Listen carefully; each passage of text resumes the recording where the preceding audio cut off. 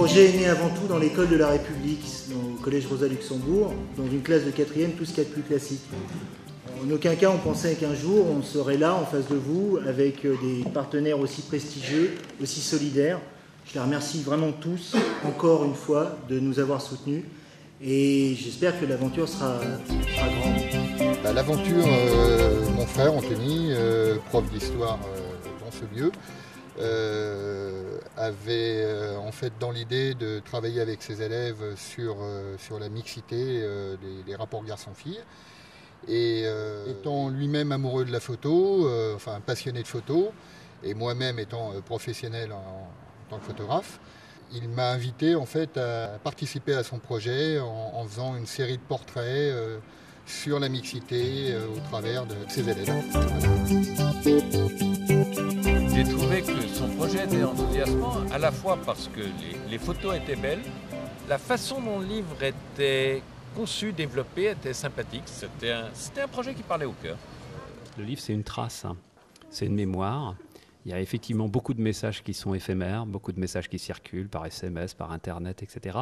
Mais le livre a une valeur particulière. Je crois qu'il traverse le temps et que la photographie, c'est une manière de défier, en quelque sorte, la fugacité de l'instant pour, comme le dit si bien Lilian Thuram dans la préface, pour dire qu'à un moment donné, dans cette ville, à Aubervilliers, il y a 2 personnes, et donc multiplié par 40 fois, 2 personnes qui ont exprimé une estime mutuelle et que cet instant-là, ce moment-là, reste gravé.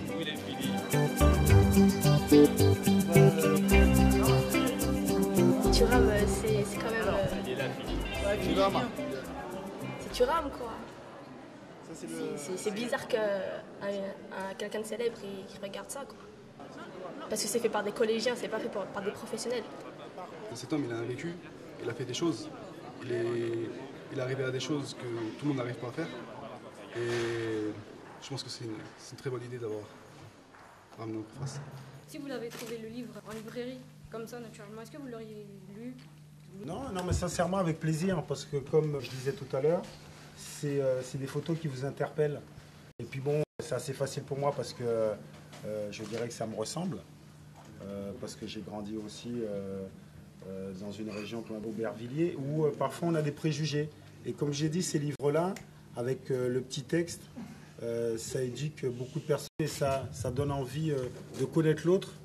Et l'autre devient, je dirais, il sort de l'anonymat et on voit que c'est les mêmes sentiments. Et vraiment cette image de votre ami avec sa maman, je me retrouve complètement.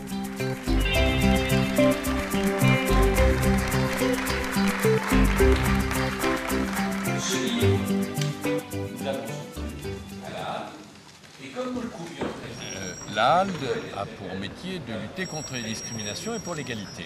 Donc c'est un combat que nous menons, qui est le même combat. Et dans un combat de ce type, il faut des instruments juridiques, il faut de l'énergie, de l'intelligence, mais il faut aussi du cœur.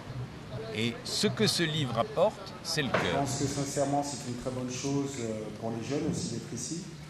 Je crois qu'il faut qu'ils prennent conscience que les choses peuvent changer réellement, que la France peut devenir à leur image, si simplement ils prennent le temps de se poser les bonnes questions. La bonne question, c'est de participer.